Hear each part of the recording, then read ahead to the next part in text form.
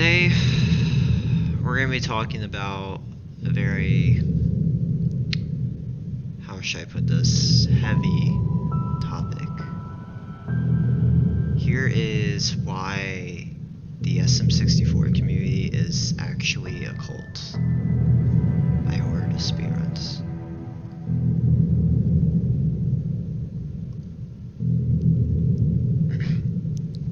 So, the definition of a cult, as you can see here, it's a small group of people who usually like to participate in certain activities and practices that, normal people would rather find strange or concerning,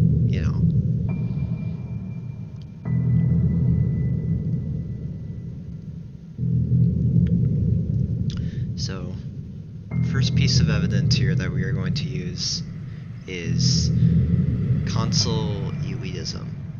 Now, throughout the community, it's generally common to shame VC and emulator runners due to it not being the superior competitive platform to play on.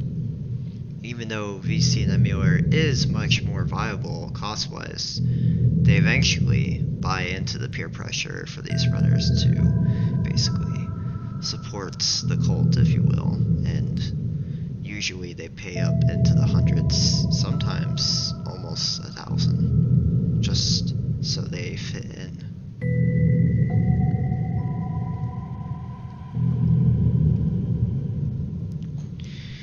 So an example of this, if you look here at this photo, you can see on the second split name,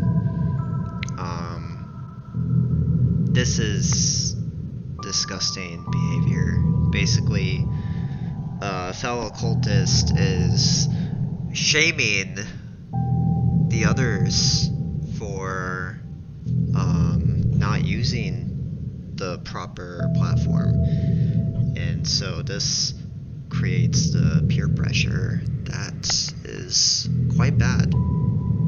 Very, very bad. Because once you got them in financially, there's no escaping.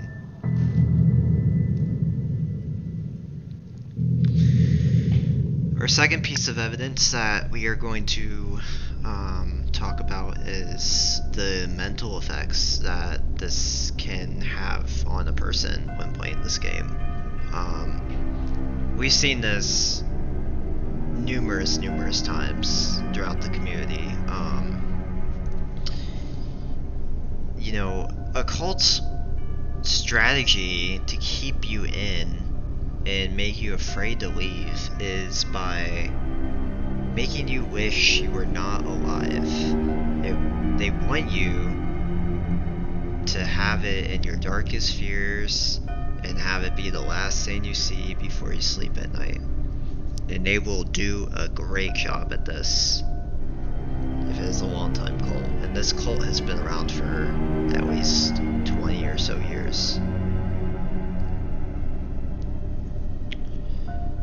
So here, we're going to go ahead and look at this clip, and I'll let you decide what you think of it here.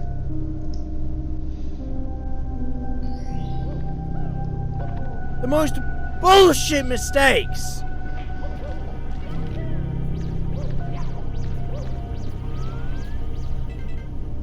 Fuck!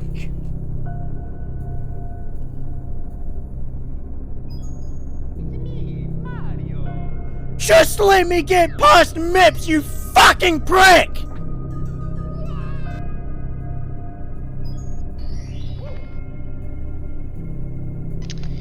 Okay, so that was the clip. It's pretty deep. It can really mess you up mentally. This game.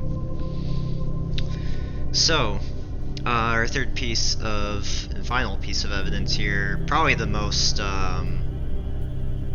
just dangerous one of them all, and most scary one probably, is that runners, you know, who have tried to quit in the past, there's been several runners who have tried to quit, and they quit for some time, but they always seem to eventually come back. We don't really know the reasoning behind this, whether, you know, some cultists are, you know, sending death threats or anything like that, but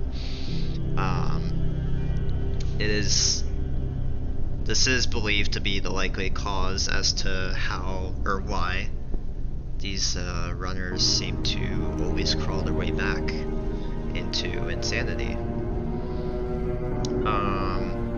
A good reasoning cults will want to do this is because they don't want, you know, former people, you know, members of their cult to just be out in the open society.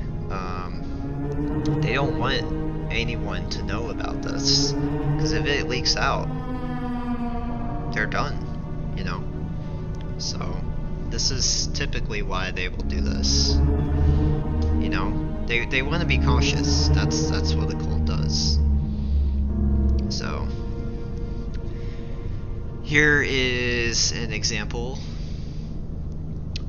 As you can see on then, there's this tweet that West Dog, formerly known as Shrek Dog. GTM, if you can relay this, I think I speak for a lot of us when I say thank you for everything, Zufi. I hope whatever you're going through and or whatever caused you to leave resolves itself, and that you do well wherever you go and whatever you do in life. See, this is exactly what I'm talking about here. They want to make you feel bad. They want to get inside your head so you eventually, as we can see on the now, in today's date, look at that on the bottom. Congrats to Zufi on beating the single star record. He's back. Why do you think he's back?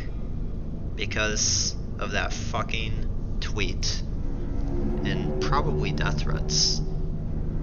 So, yep. That is the SM64 cult in a nutshell, and why it can be considered a cult.